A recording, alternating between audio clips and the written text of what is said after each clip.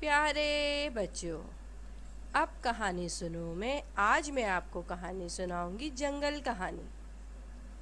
دفعہ کا ذکر ہے کہ افریقہ کے ایک جنگل میں بہت سے جانور آپس میں مل جل کر رہتے تھے اور ایک دوسرے کا خیال رکھتے، گویا جنگل میں منگل کا سما تھا۔ شیر بھی بلا وجہ کسی جانور کو نہ مارتا، اگر بھوک لگتی تو گھاس کھا لیا کرتا یا کسی کمزور جانور کو کھا لیتا۔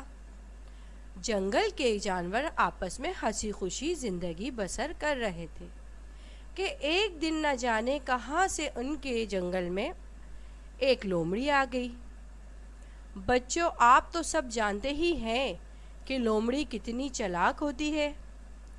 جانوروں نے اس سے پوچھا کہ تم ان کے جنگل میں کہاں سے آئی ہو؟ تو وہ جھوٹ موٹ کے آنسو بہا کے رونے لگی اور بولی، میں فلاں فلاں جنگل میں رہا کرتی تھی، وہاں کوئی میری عزت نہیں کرتا تھا، نہ مجھے کھانے کو دیتا، ہر کوئی میری جان پہ حملہ کرنے کے لیے کوشش کرتا رہتا، لہٰذا میں مجبور ہو کر وہاں سے یہاں آئی ہوں۔ جانور اس کو اپنے بادشاہ کے پاس لے گئے اور ساری بات بتا دی۔ شیر نے کہا، دیکھو بھائی، تم سب جانتے ہو کہ لومڑی چالاک ہوتی ہے، لہٰذا لومڑی کے چنگل سے نکلنا آسان بات نہیں۔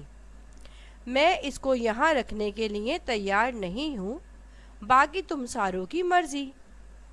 جانوروں کو لومڑی پر ترس آ گیا اور آخر جانوروں کے کہنے پر شیر نے لومڑی کو جنگل میں رہنے کی اجازت دے دی۔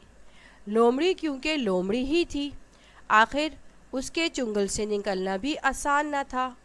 اس نے جنگل میں رہتے ہوئے آپس میں تمام جانوروں کو لڑوانا شروع کر دیا۔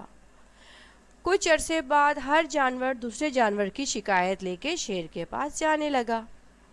شیر نے تمام جانوروں کو اپنے عدالت میں طلب کیا اور کہا کہ تم سب نادان جانور ہو، یہ بات بتاؤ کہ آخر اس چالاک لومڑی کے آنے سے پہلے تم لوگ کیوں نہیں لڑتے تھے؟ اب کیا تم لوگوں کو ہو گیا ہے کہ تم سب آپس میں لڑتے ہو اور ایک کے بعد ایک شکایت لے کے آتے ہو؟ تو نادان جانوروں، سمجھو چالاک لومڑی کی چالاکی۔ تو پیارے بچوں، آپ نے اس کہانی سے کیا سبق سیکھا؟